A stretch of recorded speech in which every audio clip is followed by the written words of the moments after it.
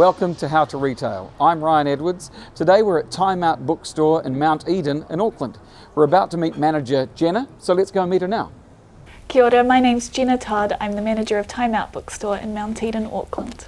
I've worked here for just on 11 years. Have you always been into books? I've always been a reader and a big library user, but when I moved to Auckland, I fell into this role and have never left. How did you get into the business of books? Just through the people that I knew. It was just a meeting of people in similar circles. Tell us about Out Bookstore.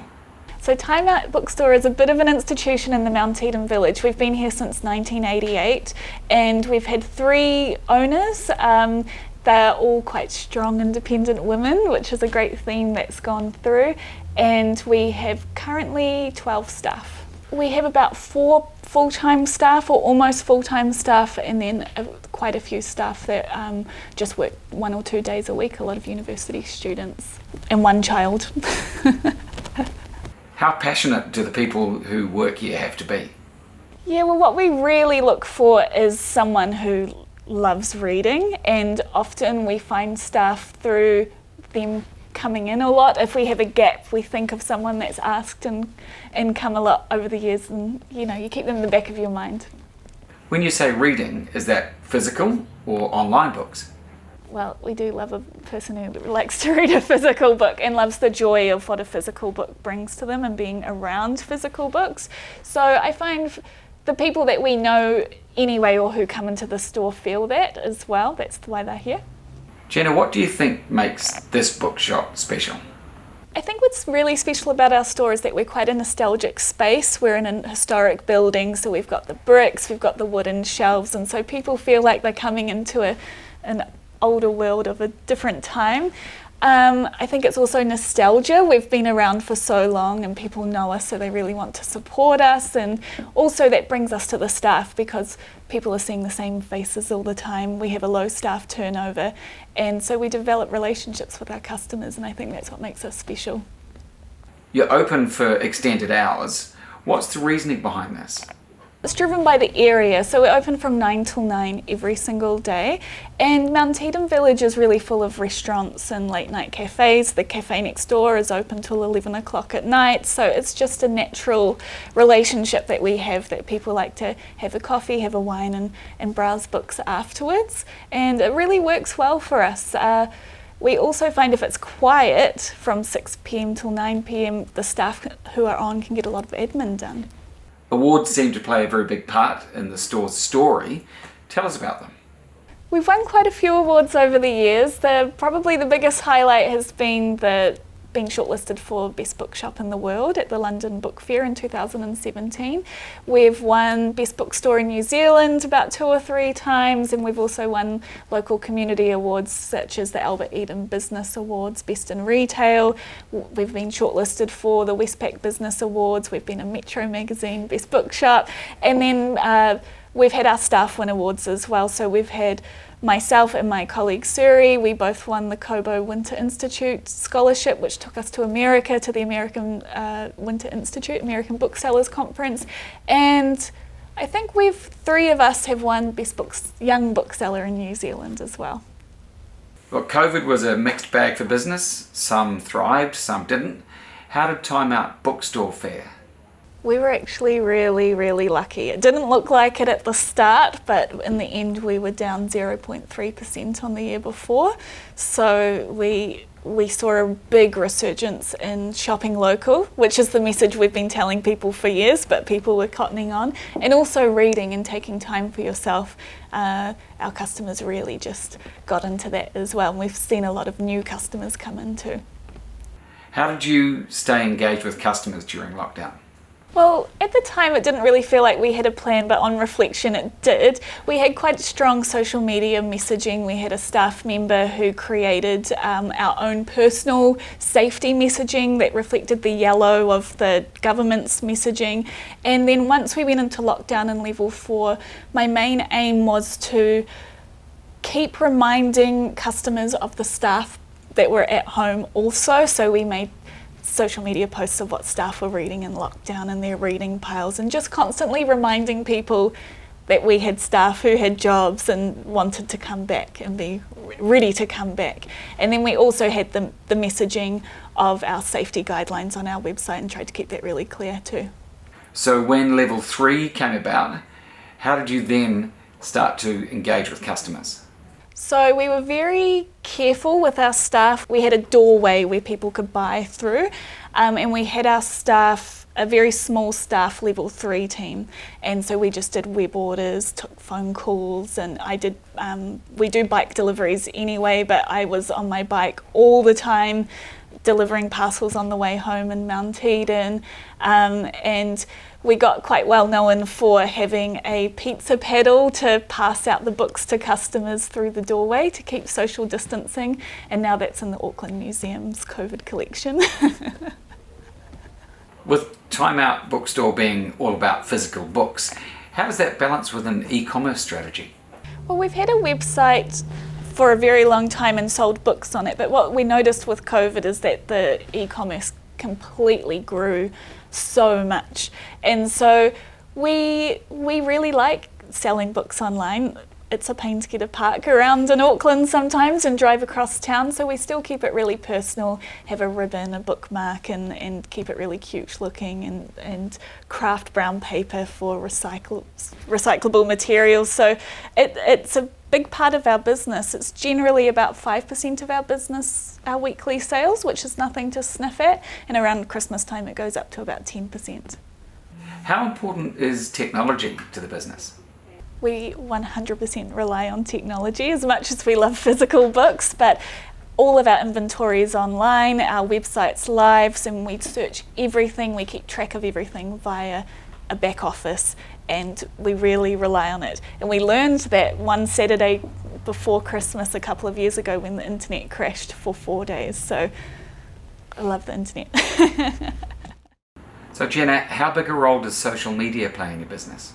Social media plays a role, but it doesn't consume us. But what we try and keep with our social media is telling our story and what's unique to us. So we try and stick to things that haven't been told elsewhere. We talk about our staff, our bestsellers, and we're quite well known for our Instagram account called Dogs at Time Out. So we photograph the dogs that are visiting us. Is that part of your community engagement strategy? It's a bit of a strategy. Most of our customers go for a walk up the mountain with their dogs every morning, so we'd love for them to come in with their dogs afterwards and say hi. We have dog biscuits behind the counter, and we've created some monsters along the way actually. We were actually really known for having a cat at the shop. We've had 2 cats. One sadly passed away, one's retired, so we're all about the dogs now. Tell us about your subscription service. So we were really inspired by this bookstore called Hayward Hill in the UK, and they have a book subscription model for their customers, and we've taken it on and it's really taken off. So people can sign up for 6 months or a year, and they fill out a little questionnaire, and then I personally choose them a book that goes out every month. During your time here at Time Out, is there anything you do differently? Any opportunities you take or move sooner on? I would have jumped on technology a lot sooner. We've implemented a few things over the past 4 or 5 years that have really made our lives a lot easier. That's in terms of having a label printer and printing out invoices out straight from our back office, all these quite boring things that actually make a huge difference to how our shop works and functions. And then I would have upgraded our website sooner. We have a front shop website which is quite functional, but we've since started a second website which is Squarespace, which we have so much control over design and keeping it really clean and telling our story, telling about the book subscriptions, information about events, and it's made my life so much easier.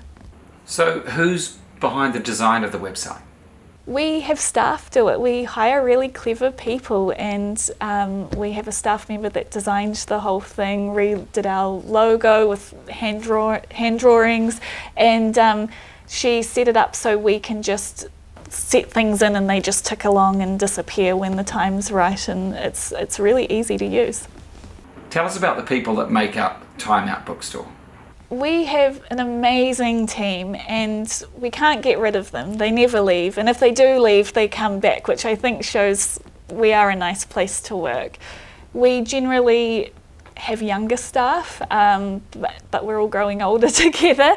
And our owner, Wendy, her idea is to hire people that are cleverer than she is, and then so I've taken that on as well. And so we just have this team full of who have vibrant ideas, and I just want our staff to know that if they have an idea, they can do it. We'll make it happen. If someone comes to me and says our website looks terrible, I can change it, I'll be so happy for that to happen. So we just need staff have staff that are enthusiastic and passionate. They are intuitive, and they're just great people to be around. But we also want to have a balance of diversity and trying to get people that don't read the same as the people who are already on the team, and so there's things like that we're looking at too. With Time Out Bookstore being such a local institution, how have you grown your brand to getting national recognition and even international recognition? Yeah, well, 80% of our customers, we see them every day, and that's very local, but we do reach out further. So I review books, and so does my colleague Suri on 95BFM. I review books on RNZ's 9 Till Noon. I've been on a spin-off podcast, and so we are constantly sharing our favourite reads to everyone around. And then of course we use that data and those recordings and put them on our website to keep them all collectively together and share them on social media. So what are the next steps for Time Out? We just want to keep going the way that we are, especially when I think back on COVID and everything was hitting the fan. My idea to come out was just be the same amount of staff, same. But we are doing slow things as well with upgrading our carpet, getting a new counter and getting new fixtures, etc. A big dream of mine would be to have just as many web orders as we have in-store customers. So to continue that brand growth and continue the orders flowing out the door as well as the people coming in. With your experience over the last 10 years, what advice would you have for people getting involved in retail? It's the staff. It's investing in your staff and getting people around you that you have a good balance, and people that you like, but also people that like other people. That can be hard sometimes. And then I think it's all about, you've got to have balance in your life in and out of your work, right? So I know it's hard not to think about it all the time, but making sure you can switch off as well, and that your staff can switch off from the shop too. Those would be my tips. It's all about the community and keeping your whanaungatanga together and keeping everyone healthy and whole, yeah. You mentioned whanaungatanga. How much of a role does Almardu play in the business? We're definitely keeping an eye on it, and we're following the lead of what seems to be happening in Aotearoa at the moment. And what we're seeing is the publishing industry is really growing their Māori publishing lists, and we see the benefit of that in the shops. It came with Te Reo Māori children's books. Now we have customers coming in speaking Te Reo Māori to their children. When we have adults learning Māori with the Morrison's Māori Made Easy series, and now we have a real interest in tikanga Māori. And we just want to take that on as well, because what we've realised is as our community becomes more diverse, as long as we embrace it, we see the benefits of that, of people in our community becoming more comfortable in the store and seeing that there's something for them. And that's with all cultures as well, and so we just want to embrace that too.